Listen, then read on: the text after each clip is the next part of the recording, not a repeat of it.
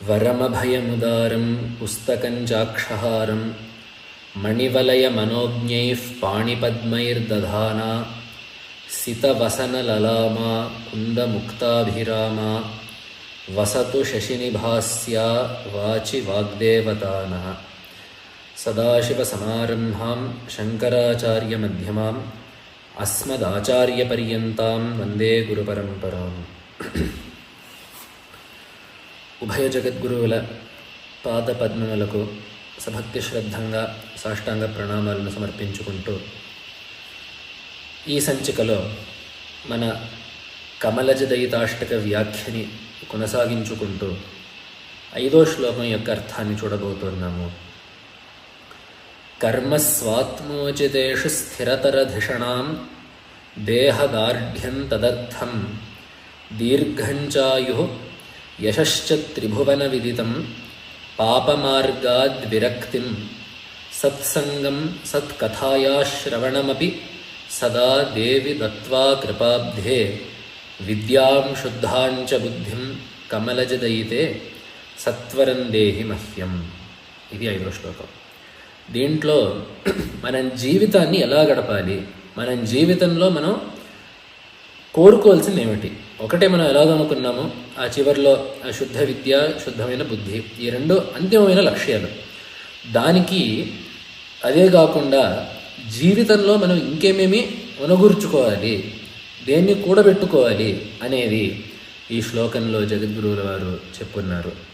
మొదటిది ఏమిటంటే అన్నీ ఇక సర్వార్థసాధకంగా లౌకికంగా ధార్మికంగా ఉన్న ప్రయోజనాలన్నింటినీ సమకూర్చేది ఏమిటంటే కర్మస్వాత్మోచితేషు స్థిరతరధిషణాం. తనకి తగిన కర్మలలో, ఆత్మోచితేషు కర్మసు, తనకు తగిన కర్మలలో స్థిరతరధిషణాం, స్థిరమైన బుద్ధి ఉండాలి. అంటే ఏమిటి? తనకి విహితమైన కర్మలో, తన కర్తవ్యములో మానవుడనేవాడు స్థిరమైన నిశ్చయాన్ని కలిగి ఉండాలి. వేరే పనులు ఎన్నన్నీ చేయొచ్చుగాక, కానీ కర్తవ్యం పట్ల స్థిరమైన నిశ్చయం ఉండాలి. దీన్నే మనకి ఆత్మోచితేషు అని చెప్పారు. తనకు తగిన కర్మలు అంటే ఏమిటి? తగినదంటే ఏమిటి? ఏది నిర్ణయిస్తుంది ఒక మనిషికి ఏ కర్మ తగును, ఏ కర్మ తగదు అనేది ఏది నిర్ణయిస్తుందంటే దానికి మన నిర్ణేతలం కాము. దానికి శృతి స్మృతి రూపమైన శాస్త్రం ఒకటి ఉంది. ఆ శాస్త్రము మనకి ఏది తగునో ఏది తగదో నిర్ణయిస్తుంది. దాన్నే మనకి గ్రంథాల్లో వర్ణాశ్రమ ధర్మాలు అని చెప్పి అంటారు. ఏమిటి వర్ణాశ్రమ ధర్మాలు? కొంచెం ఈ రోజుకి సరిపోయేటట్టు ఒక సరళమైన ఒక నిర్వచనం చెప్పాలంటే, వర్ణము అంటే సమాజం పట్ల మనకుండే బాధ్యత, ఆశ్రమము అంటే మన పట్ల మనకున్న బాధ్యత. ఒక రకంగా ఇట్లు చెప్పుకోవచ్చు. మన జీవితంలో మన కర్తవ్యం ఏమిటి అంటే, వ్యక్తి యొక్క జీవితంలో మన యొక్క కర్తవ్యం ఏమిటి అనేది. బ్రహ్మచారి అయితే ఆ బ్రహ్మచర్యాశ్రమంలో ఉన్నప్పుడు అధ్యయనము, గృహస్థాశ్రమంలో ఉన్నప్పుడు తగిన సత్కర్మలు, దేవతారాధనలు, అలాగే సమాజాన్ని పోషించడము, ఇట్లాంటివన్నీ, ఇంటి పనులు చక్కబెట్టుకోవడము, చక్కగా తల్లిదండ్రులను చూసుకోవడము, కుటుంబాన్ని పోషించడం, పిల్లల్ని తీర్చిదిద్దడము, ఇట్లాంటివన్నీ గృహస్థాశ్రమం యొక్క కర్తవ్యాలు. ఇక వానప్రస్థం, క్రమంగా సన్యాసం అనేవి ఒక మనిషి యొక్క పరిణతిని పెట్టి ఉండేది. ఆ మనిషికి చివరికి ఇట్లాంటి లౌకికమైన బంధాల మీద కొద్దిగా వైరాగ్యం పుట్టి ఆ వైరాగ్యాన్ని అలవాటు చేసుకోవడం వానప్రస్థము. ఇక పూర్తిగా ఆత్మార్థం పృథివీం త్యజేత్ అని చెప్పన్నట్లుగా తన యొక్క ఆత్మని తెలుసుకొనగోరి ఇక లౌకిక బంధాలన్నింటినీ విడనాడడం సన్యాసాశ్రమం. కాబట్టి ఈ రకంగా వ్యక్తి తన పట్ల తాను చేయాల్సినవన్నీ చూసుకునేది ఆశ్రమము. వ్యక్తి సమాజం పట్ల నిర్వర్తించాల్సిన బాధ్యత అనేది వర్ణము. ఈ రకంగా చూసుకుంటే మన కర్తవ్యాలు 2 విధాలుగా ఉంటాయి. నలుగురి కోసం మనం చేసేది, మనం కోసం మనం చేసుకునేది. వీటిలన్నిటినీ మనకి శాస్త్రం చెప్పుంది. బ్రహ్మచారికి ఏమిటి ధర్మాలు అనేది శాస్త్రం చెప్పుంది. గృహస్థుడికి ఏమి ధర్మాలు అనేది శాస్త్రం చెప్పుంది. వాటినన్నిటినీ చక్కగా పాటించినట్లయితే అప్పుడు మనకి శ్రేయస్సు కలుగుతుంది, సమాజానికి కూడా చక్కగా శ్రేయస్సు కలుగుతుంది. కాబట్టి ఆ ఆత్మోజితమైన కర్మల్లో స్థిరతరమైన ధిషణ ఉండాలి.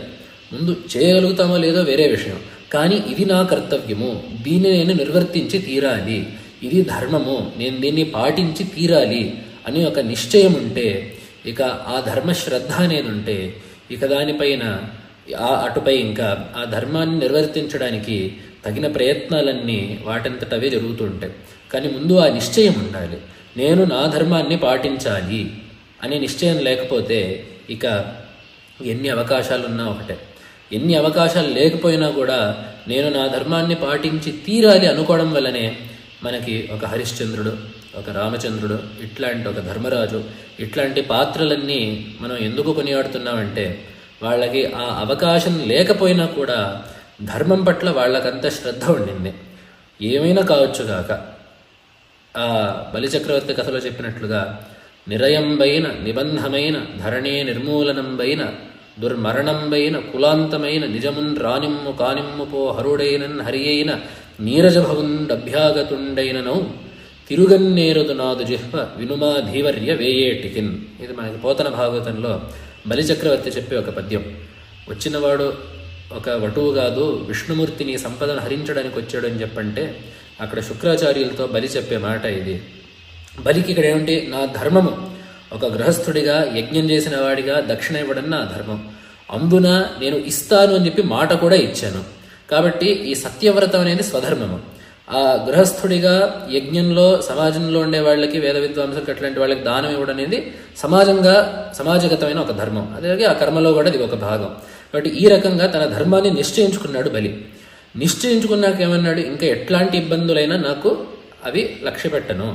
నిరయంబైన నాకు నరకమే రావచ్చుగాక, నిబంధమైన నన్ను వాళ్ళు బంధించవచ్చుగాక, ధరణి దుర్మరణంబైన చావు కూడా రానిచ్చుగాక, కులాంతమైన నా వంశమే నాశనమవుగాక, కానీ ఇవేవి నాకు లెక్క కాదు. నా ధర్మాన్ని నేను పాటించడం అనేదే నేను ప్రధానంగా పెట్టుకున్నాను. అదేవిధంగా రాముడు కూడా తండ్రి ఇచ్చిన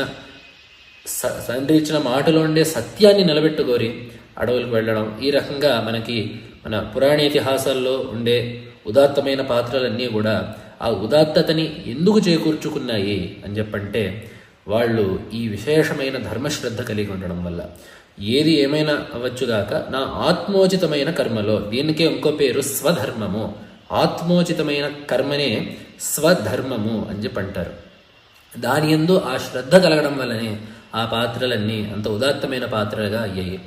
పైగా ఈ స్వధర్మం చేయడం వల్ల ఒక గొప్ప ప్రయోజనం చెప్పారు మనకి. ఈ స్వధర్మ నిర్వర్తనే తపస్సు అని చెప్పి అన్నారు శాస్త్రంలో.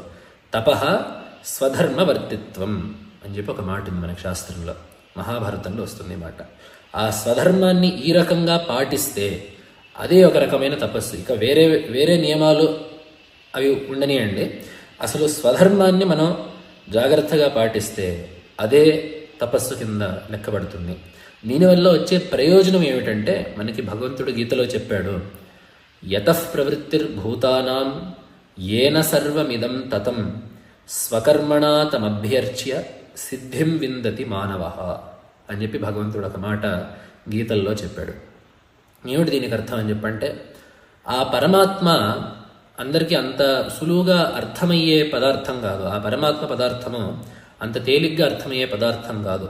యతః ప్రవృత్తిర్భూతానాం, సకల సృష్టి ఏ పరమాత్మ నుంచి వెడలిందో, ఏన సర్వం ఇదం తతం, ఏ పరమాత్మ చేత ఈ సృష్టి మొత్తం వ్యాపించబడి ఉందో అట్లాంటి అద్భుతమైన స్వరూపం గల పరమాత్మని ఆరాధించేదట్లా? అంత బృహద్రూపాన్ని, అంత గొప్పదైన పదార్థాన్ని ఊహించడానికే అంత దురూహమైన పదార్థాన్ని ఆరాధించడం ఎట్లాగా అని చెప్పంటే భగవంతుడు తేలికైన ఉపాయం ఒకటి చెప్పాడు. స్వకర్మణా తమభ్యర్చ్య సిద్ధిం విందతి మానవః అని. తన ధర్మాన్ని చక్కగా శ్రద్ధతో నిర్వర్తించినట్లయితే అదే ఆ పరమాత్మ పట్ల అర్చనగా లెక్కింపబడుతుంది. కాబట్టి అట్లాంటి స్వధర్మం యందు ఈ నిష్ఠ ఉంటే, ఆ నిష్ఠ ఉంటే ఇక అక్కడి నుంచి ఇంకా ఎన్ని ప్రయోజనాలైనా మనకి సమకూరుతాయి. అందుకనే కర్మస్వాత్మోచితేషు స్థిరతర ధిషణాం. నిజం, మనకి కర్మ పట్ల, మన ధర్మం పట్ల ఆ నిష్ఠ ఉంది, కానీ అది నిర్వర్తించే శక్తి ఉండాలి కదా. అందుకనే దేహదార్ఢ్యం తదర్థం, మన కర్తవ్యాన్ని నెరవేర్చడానికి కావలసిన శరీర శక్తిని కూడా మనం అమ్మవారిని ఇక్కడ ప్రార్థిస్తున్నాము. ఎందుకంటే మన శరీరం బలంగా ఉండాలని చెప్పి కోరుకుండేది ఎందుకు? నలుగురిని కొట్టడానికో, నలుగురిని భయపెట్టడానికో, లేదా ఊరికి శరీరం పెంచడానికో అందుకనే కాదు మనం శారీరకమైన శక్తిని కోరుకునేది. మనము మన కర్తవ్యాన్ని నెరవేర్చడానికి, నలుగురికి ఉపకారం చేయడానికి, పరమాత్మని ఆరాధించుకోవడానికి, మన తల్లిదండ్రుల్ని, గురువుల్ని, భగవంతుడిని సేవించుకోవడానికి దక్షమైన సమర్థమైన శరీరం కావాలి. అట్లాంటి కార్యాల్లో, అట్లాంటి కర్తవ్యాల్లో మనకెక్కడా శారీరకమైన ఇబ్బంది కలగకుండా ఉండాలంటే అప్పుడు మనకి శరీరం దృఢంగా ఉండాలి. కాబట్టి నా కర్తవ్యాన్ని నెరవేర్చడానికి నాకు శారీరకమైన దార్ఢ్యాన్ని ఇవ్వాలి అని చెప్పి మన అమ్మవారిని ప్రార్థించాలి. అదే దేహదార్ఢ్యం. తదర్థం ఇక్కడ తచ్చబ్దం చేత ఆ కర్మస్వాత్మోచదేశ అన్నప్పుడు తచ్చబ్దం చేత కర్మని గ్రహించాలి. ఇక్కడ తదర్థం అట్లాంటి స్వధర్మార్థము, ఆత్మోచితమైన కర్మాన్ని అనుష్ఠించడానికి దేహదార్ఢ్యం కావాలి. అదేవిధంగా నిజమే మనకి కర్మ పట్ల, మన ధర్మం పట్ల మనకి శ్రద్ధ ఉంది, అదేవిధంగా శరీరం కూడా సహకరిస్తోంది. కానీ ఈ దీర్ఘకాలం పాటు ఈ కార్యాలన్నీ చేయాలి కదా. ఎందుకంటే మనం ఇదివరకు అనుకున్నట్లుగా కర్మాణి చిత్తశుద్ధ్యర్థం అనేది మనకి శాస్త్రవాక్యం. ఈ కర్మలు చేసేది ఎందుకంటే చిత్తశుద్ధి రావడానికి. చిత్తశుద్ధి అదేదో ఒక రోజులోనో 2 రోజుల్లోనో అది రాదు. ఓ 4 రోజులు సంధ్యావందనం చేసేయడం వల్ల 5వ రోజుకల్లా వాడికి పరిపూర్ణమైన మానసికమైన శుద్ధి వస్తుంది అని చెప్పి ఏమీ లేదు. కాబట్టి ఈ కర్మలన్నిటినీ అనుష్ఠిస్తూ ఉండాలి. అదే భగవంతుడు కూడా అంటాడు, బహూనాం జన్మనామంతే జ్ఞానవాన్ మాం ప్రపద్యతే. ఎన్నో జన్మల యొక్క సాధన తర్వాత ఆ మనస్సు శుద్ధమై మనము పరమాత్మని ఆశ్రయిస్తాము. ఆ ఆత్మ పదార్థాన్ని మనం తెలుసుకుందాం అనుకుంటాము. కాబట్టి ఈ కర్మల యొక్క అనుష్ఠానము ఒక రోజులోనో 2 రోజుల్లోనో దాని యొక్క ప్రయోజనాన్ని అది చేకూర్చదు.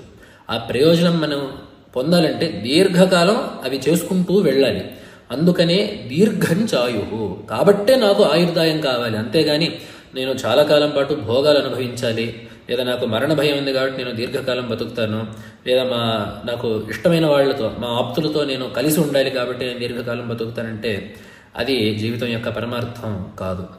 కానీ నేను నా కర్తవ్యాన్ని, నా స్వధర్మాన్ని నేను అనుష్ఠిస్తూ నేను చిత్తశుద్ధిని పొందాలి, ప్రపంచానికి, నలుగురికి నేను ఉపకారాన్ని కలిగించాలి, నా ఆత్మోద్ధారార్థం నేను ప్రయత్నించాలి అనే ఆలోచనతోనైతే మనము బ్రతికినట్లయితే అప్పుడు దీర్ఘమైన ఆయువు వల్ల ఒక ప్రయోజనం ఉంటుంది. కాబట్టి అట్లాంటి స్వధర్మాచరణ చేయడానికి దీర్ఘంచాయు, దీర్ఘమైన ఆయుర్దాయాన్ని కోరుకోవాలి. అదేవిధంగా యశశ్చ త్రిభువన విదితం, తద్వారా వచ్చేది ఏమిటంటే యశస్సు అనేది కలుగుతుంది. యశస్సు, కీర్తి అనేవి మనకి 2 పదాలు ఉన్నాయి. ఏమిటి వీటికి తేడా అంటే, కీర్తి అంటే ప్రసిద్ధి, నలుగురు చేత పొగడబడడం కీర్తి. కీర్తికి యశస్సుకి ఒక చిన్న తేడా ఉంది. యశస్సు అని చెప్పంటే ధర్మార్జితమైన కీర్తి. ఇప్పుడు కొంతమంది ఏదో ఒక విచిత్రమైన పని చేయడం వల్ల కొంతమంది ప్రసిద్ధులు అవుతారు, లేదా ఇదివరకు ఎవరు చేయని పని చేయడం వల్ల కొంతమంది ప్రసిద్ధులు అవుతారు. కానీ ధర్మకార్యాలు చేయడం వల్ల వచ్చే కీర్తి ఏదైతే ఉంటుందో, ఒక సన్మార్గంలో ప్రయాణించడం వల్ల వచ్చే కీర్తి ఏదైతే ఉంటుందో దానికి యశస్సు అని చెప్పారు. అందుకనే కాళిదాసు మహాకవి కూడా రఘువంశల రాజుల్ని వర్ణిస్తూ యశసే విజిగీషూణాం అని చెప్పి ఒక మాట అన్నారు. ఆ రఘువంశ రాజులు యశస్సు కోసం జైత్రయాత్రలు సలిపారు అని చెప్పి, కీర్తయే విజిగీషూణ అని చెప్పి అనలేదు మహాకవి అక్కడ. ఎందుకంటే ఆ రాజులు వాళ్ళు ఆ జైత్రయాత్రల్ని చేసింది ఊరికనే ప్రసిద్ధి పొందుదామని చెప్పి కాదు, కానీ వాళ్ళ యొక్క ధర్మంగా, దేశంలో ధర్మాన్ని నెలకొల్పడానికి, దేశంలో ఒక ఐకమత్యాన్ని సాధించడానికి వాళ్ళు అవి చేశారు. తద్వారా వాళ్ళకు ఒక ధార్మికమైన కీర్తి లభించింది. కాబట్టి అక్కడ కాళిదాస మహాకవి కూడా యశసే విజిగీషూణాం అని చెప్పన్నారు రాజుల్ని. అదేవిధంగా కాబట్టి అట్లాంటి ధార్మికమైన కార్యాలు చేయడం వల్ల, ఆయువుని గడపడం వల్ల మనము యశస్సు అనేదాన్ని పొందాలి.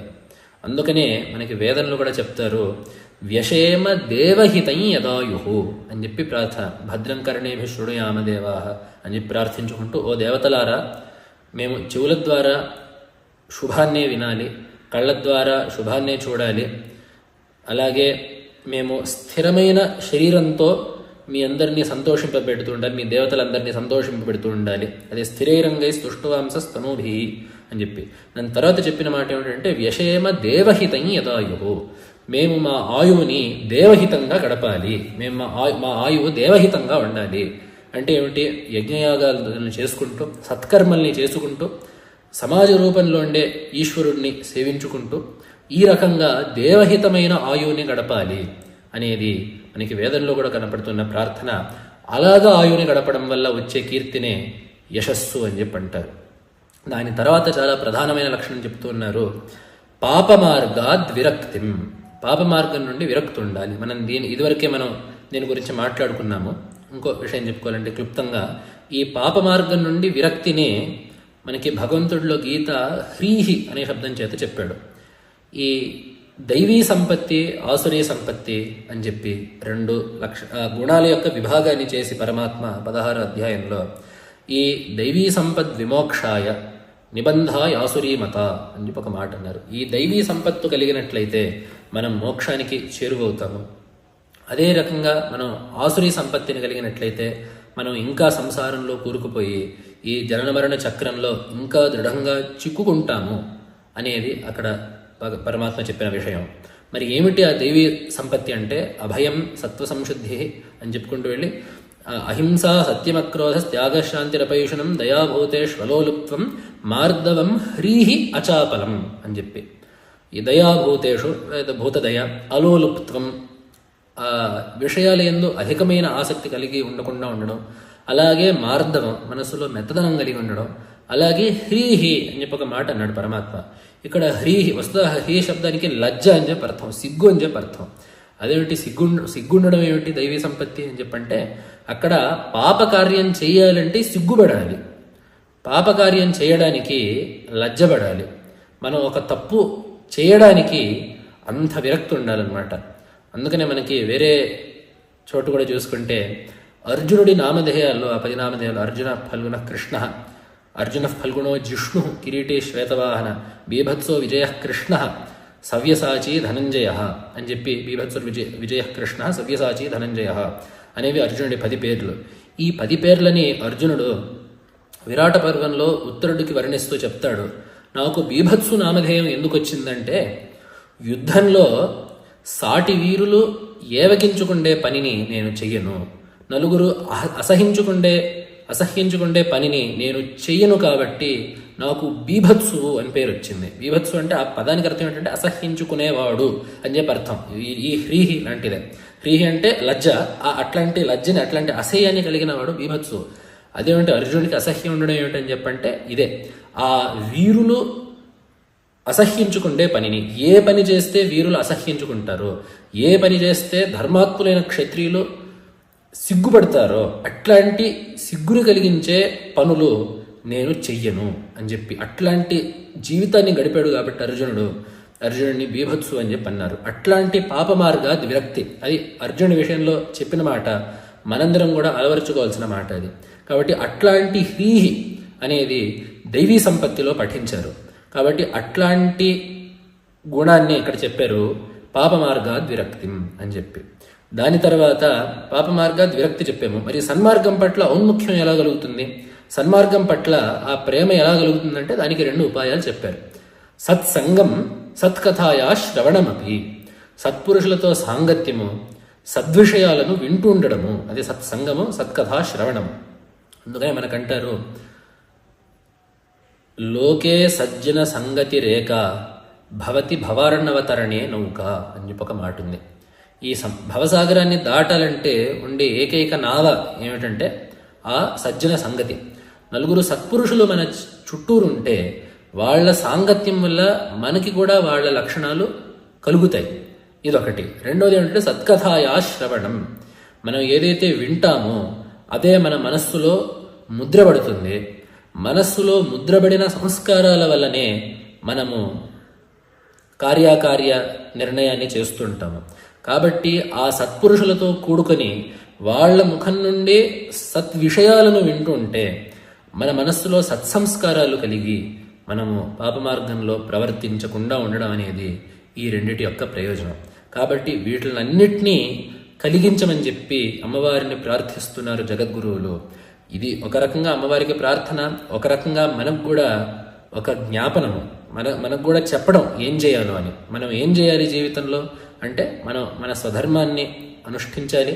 ఆ స్వధర్మానికి తగినట్లుగా మన శరీరాన్ని మనం రక్షించుకొని దానికి తగిన శరీరాన్ని మనం కలిగి ఉండాలి. అదేవిధంగా తద్వారా మనం యశస్సుని సంపాదించాలి. అలాగే మనం పాపాల నుండి మనం ఎంతో విరక్తితో ఉండి మనం ఆ చెడ్డ పనుల్ని చేయడానికి మనం సిగ్గుపడాలి. అదేవిధంగా మనం సత్పురుషులతో సాంగత్యాన్ని పెట్టుకొని ఎప్పుడూ మంచి విషయాన్ని వింటూ ఉండాలి. ఈ రకంగా ఒక మనుష్యుడు జీవనాన్ని గడుపుకుంటే ఇక పారమార్థికమైన ప్రయోజనం ఎలాగో మోక్షం పట్ల కొద్దిగా ఇంకొంత చేరువ అవడం ఉండనే ఉంటుంది. అదే కాకుండా ఒక ధార్మికమైన జీవనాన్ని, ఒక సఫలమైన జీవనాన్ని నడిపినట్లు అవుతుంది అనే ఉద్దేశ్యంతో జగద్గురువులు ఈ విషయాలన్నింటినీ చెప్పారు. కాబట్టి మనం తప్పకుండా ఈ విషయాలన్నింటినీ కూడా మనం అలవర్చుకోవడానికి ప్రయత్నిద్దాము. ఈ గుణాలన్నింటినీ మనకి చేకూర్చమని చెప్పి మనము అమ్మవారిని ప్రార్థించుకుందాం.